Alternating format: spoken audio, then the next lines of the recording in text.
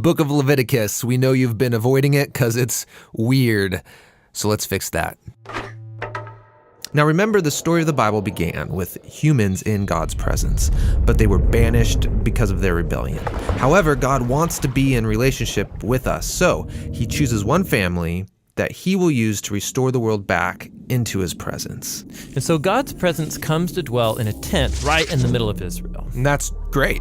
But it creates a problem because it's so intense that Moses can't go in, and other priests who enter inappropriately, they die. Well, wait, if God's presence is good, how is it all of a sudden dangerous for people? So think of it this way. God's presence is like the sun. It's pure power and goodness. And when something mortal and corruptible gets close to such pure power, it's destroyed. And so the word holiness is used in Leviticus to describe God's pure and powerful presence, which, like the sun, is both good and dangerous. So the point of Leviticus is to show how corrupt Israelites can live near God's goodness without being destroyed. Now, in the book, there are 3 ways for how this is all going to work out, and these are going to seem strange to you, but just hang in there with us. The first one is rituals. The second is this idea of the priesthood, and the third is a bunch of purity laws.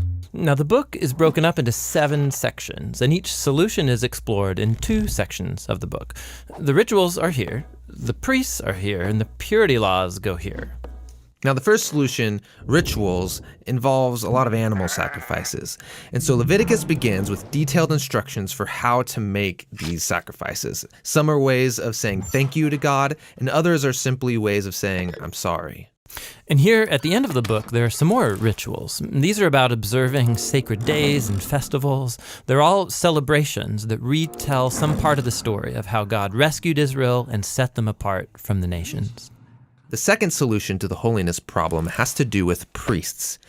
You see, being directly in God's presence is really dangerous. So he appoints priests as special representatives who can go into his presence on behalf of others. So in this section, we have a story about how the priests are ordained into the priesthood. And then this other section explains the set of higher standards that the priests have to live by because they work so closely to God's presence. The third solution in the book is all about purity laws. And this is by far the hardest thing to understand. For example, in this section, we're really concerned with knowing whether you're clean or unclean. Or another way of saying that is being pure and impure. And here's what we need to know to understand this. When you're in a pure state, you can be near God's presence. When you're in an impure state, you can't.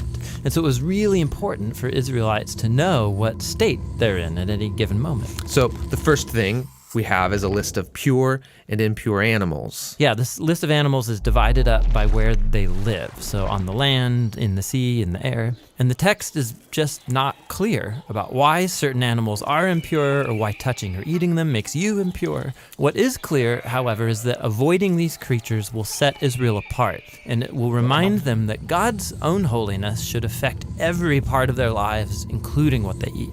After the food laws, we get a lot of random rules about things like skin disease, touching dead bodies, what to do with bodily fluids. But they're not random. All of these are things that the Israelites associated with life and death, which are sacred things because God is the author of life. Okay, but simply coming into contact with these things makes you impure? They do, but we have to keep in mind that it's not wrong or sinful to be ritually impure. You just wait a few days, take a bath, offer sacrifice, and you're pure again. What is inappropriate is entering into God's presence when you're in an impure state.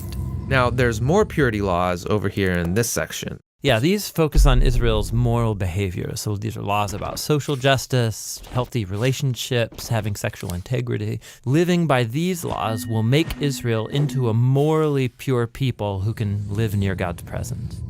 Those are the 3 solutions. Now, you've probably noticed that they surround the very center of this book, and it's here that we find a really important ritual called the Day of Atonement. Yeah, so Israel's a big tribe now, and odds are there's a lot of sin happening that goes unnoticed, that people are not dealing with. And so one time a year, the priests would take 2 goats, And one of those goats is killed, and its blood is carried right into God's presence where it symbolically covers or atones for Israel's sin. Yeah, that's kind of weird. Well, the meaning of the sacrifice, it's explained in the next chapter, where God says that the blood of a creature is its life. And so this goat's life is offered as a substitute. It's receiving God's punishment for Israel's sin so that the people don't have to. That leaves the second goat. Yeah, the priest puts his hands on it, and then he confesses all the sins of Israel. It's like he's placing the sins on the goat. And then that goat gets cast out forever into the wilderness. It's called the scapegoat. Yeah, I've heard that word before. Yeah, it's this very powerful image of how God is graciously removing Israel's sin. But let's be honest, sacrifices in general seem so barbaric. We have to remember that in the ancient world, sacrifices were the main way of buying favor from the gods. But the problem was that those same gods, they're unpredictable, they're fickle, you never know if they're going to ignore you or they're going to turn on you. And so it's in this cultural setting that we see Israel's God as totally different. He does get angry about human corruption, but it is never arbitrary. And he loves people. So he provides this clear way for Israel to know with confidence that they are forgiven and that despite their corruption, they are safe to live near his presence. And so that makes the book of Leviticus actually a revolutionary statement in its day. So that's Leviticus. But Israel's still at Mount Sinai in the middle of the wilderness. They need a place to live. Yes, the land God promised to Abraham. And so the journey to that land is what the next book of the Bible is all about. The book of Numbers gets overlooked, partly because it has a really boring name. Which is a shame. In the Hebrew tradition, the book's name is Bamidbar, which means in the wilderness. And it's an epic travelogue about Israel's journey through the desert on their way to the land promised to Abraham. Now, this pilgrimage should only take about 2 weeks on foot. But instead, it takes them about 40 years. That's crazy. It's practically half of someone's lifetime. Yeah, it's a very long camping trip with lots of interesting stories. But let's remember, it's most helpful to back up and start with how this book is designed. Right. So the book is broken up into 5 sections. There are 3 wilderness locations, broken up by 2 road trips that link all the pieces together. The first wilderness section is Mount Sinai, right here on the map. And then in the second section, they travel to a region called Paran. A whole bunch of things happen here in the wilderness of Paran. And then in this 4th section is Israel's road trip to Moab. The book ends with a large section in the wilderness of Moab, right across the Jordan River from the Promised Land. Now, through all of these sections, the storyline just flows like a gripping dramatic movie. Everything starts great, but then the trip goes horribly wrong, and it all ends with the final redemptive moment, the surprising act of God's grace. So let's jump into the story. It all begins at the wilderness at Mount Sinai, and we've become really familiar with this mountain. Yeah, if you remember, Israel came here after Egypt, and they formed a covenant with God here, got the 10 Commandments here, built the tabernacle here, and they've been at this mountain for 1 full year. And now they take a census to number the people as they prepare to leave. Right, and they're given these instructions for how to organize all those people in the camp. God's presence in the tabernacle, and then the tribe of Levi and the priests around it, and then the rest of the tribes around them. And this pattern, it's this visual symbol for how God's holiness is at the center of their existence as a people. And they're told that when the cloud of God's presence moves, they're to pack up and travel with it. Yeah, the Ark of the Covenant is carried by the Levites out in front, and then the tribe of Judah, and on and on. And this order is also a symbol for how God's holy presence is their leader and guide through the wilderness. We begin the second section of the book with enthusiasm as they leave Mount Sinai and travel up to Paran. God's with them, everything's organized. This is going to be great. But it's not great. After just 3 days on the road, the people are complaining about their hunger and thirst, and then even Moses' brother and sister start bad-mouthing him in front of all the people. Not a great start. But now we're into the third section, the wilderness of Paran. This is where they send the 12 spies to scout out the Promised Land. 2 of those spies come back, and they're really optimistic. But the other 10 are freaked out, and they don't trust God, and they go around saying, we're going to get annihilated in there. And so they start a mutiny, and they try to appoint a new leader who's going to take all the people back to Egypt. And so basically, they are refusing to go into the Promised Land, and God honors their choice.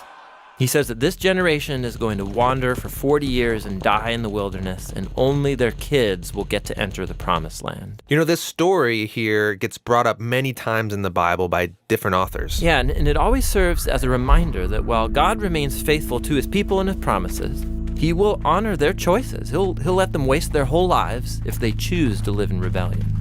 Okay, so the trip's been a disaster so far. And it gets worse here in this fourth section as they're traveling to Moab. Even Moses has a moment of rebellion and is disqualified from entering the promised land. Then there's another rebellion among the people that results in this snake attack. And what makes all these rebellions even worse is that every step of the way, God has been providing. He's been offering forgiveness. He's been giving them food and water and this crazy stuff called manna. Yeah, what is that stuff? Yeah, no idea. But in spite of all this, they keep complaining, and they say that they wish they had died in slavery in Egypt. If I was God, I would just give up on these guys. You would think. But that's what makes this story in the final section so surprising. Israel has just arrived in Moab, and the king of Moab, he's freaked out that this huge group of people is traveling through his land. So he hires this pagan sorcerer named Balaam to pronounce curses on them. This guy means business. Yeah, and so Balaam, he says, okay, I'm going to pray to the Hebrew God, and let's see what happens. And 3 different times he attempts to curse them, but each time he finds that he can utter only blessing. Most surprising is the last blessing, where he prophesies that out of Israel will rise a victorious king. And this king is somehow going to be connected to God's promise to Abraham to bless all nations through this family.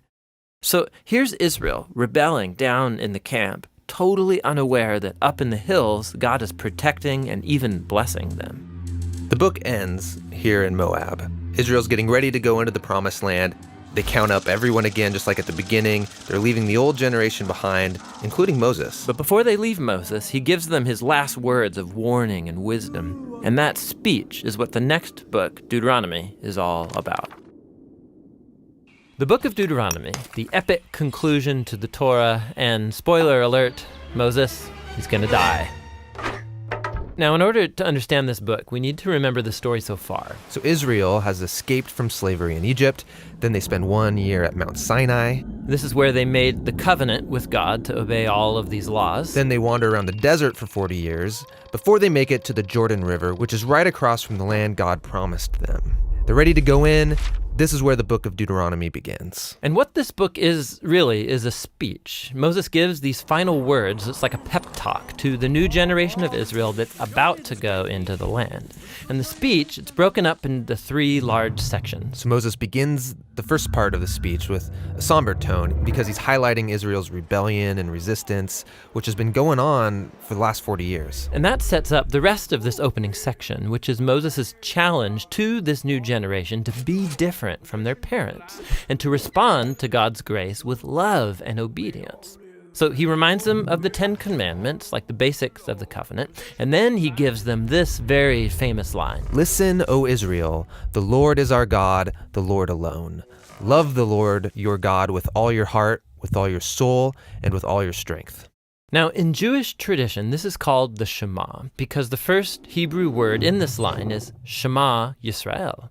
And this became a very important prayer in Judaism, said twice a day. And it emphasizes the Israelites' exclusive commitment to their God, the one true God who loved them and who rescued them from slavery. Right, because they're about to go into a land where people are worshiping many other gods. And Moses thinks that loyalty to the Lord, their God, is the only way to life.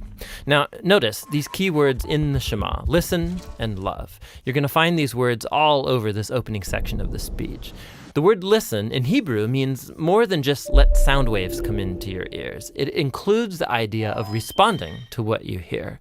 So for Israel, this means responding to God's grace by obeying the laws of the covenant. And then listen is always followed by love. Yeah, so love is the true motivation for obeying the laws.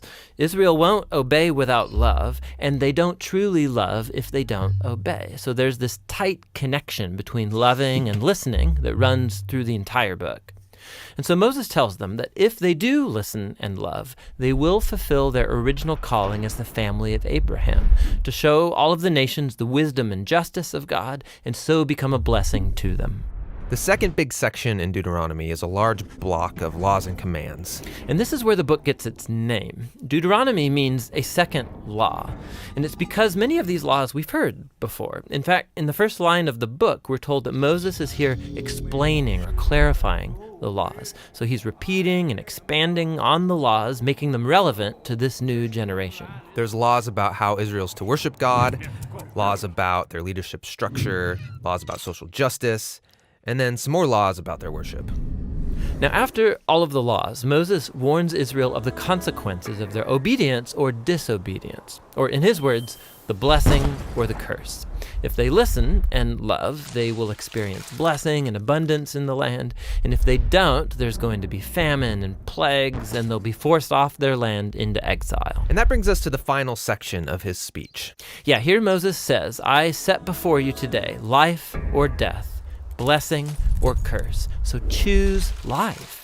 But then things get really interesting because after 40 years with these people, Moses knows they're not going to obey. And so he predicts their failure and even their future exile from the promised land. And he focuses on what he thinks is the true source of the problem, that they have hard and selfish hearts. It's as if Israel is incapable of truly loving God in a way that brings about obedience. But this problem isn't unique to Israel. Yeah, in fact, Moses, when he's using this language about blessing and curse, he's tying Israel's story all the way back to all humanity's story from Genesis 1 through 3. So Adam and Eve, they were blessed by God just like Israel and given a choice to trust and obey God like Israel. And then they rebelled and brought a curse on the land like Moses knows Israel is going to do. And so these stories, they're about Israel's hard heart, but they're actually a window into the universal human condition. But Moses doesn't give up hope entirely. That's right. He says that somehow, on the other side of Israel's exile, God promises to transform their heart so that one day they truly can listen and love. In the final chapters, Joshua is appointed as the new leader of Israel. And then Moses takes the entire law code, the one he just predicted Israel would break. That's right, and he puts it into the Ark of the Covenant. And then Moses hikes up to the top of a mountain so he can see the promised land from afar, and then he dies.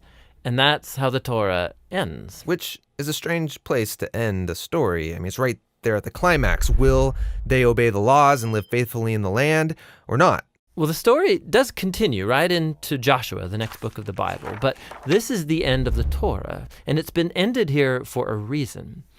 The Torah is written for people who are either outside of the land or who are still waiting for the fulfillment of God's promise to bless the whole world. And so now as each generation reads the Torah, they find themselves called to hope in what Moses hoped for, a new, transformed heart that one day can truly listen and love.